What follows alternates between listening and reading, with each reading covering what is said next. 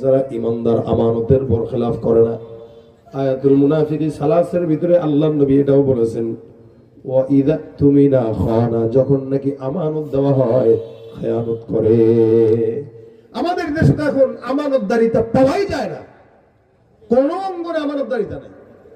অধিকাংশ মানুষ মুসলমান নামধারী, ভিতরে সব মুনাফিক, সব মুনাফিক, উপরে একটা ভিতরে। হযরত আবু হুরায়রা রাদিয়াল্লাহু তাআলা আনহু বলেন, আমার কাছে পয়গম্বর কিছু খেজুর দিল সাদাকার মাল, আর কিছু সম্পদ দিয়া বলল, আবু হুরায়রা এগুলো তোমার আমানতদারিতার মধ্যে রাখবা, জনগণের মাল।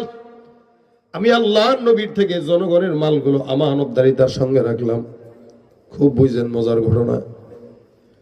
হযরত আবু হুরায়রা বলেন, রাখতে রাখতে হঠাৎ করে একদিন তাকায় দেখি গভীর রাত, আমার ঘরের ভিতরে একটা চোর ঢুকলো।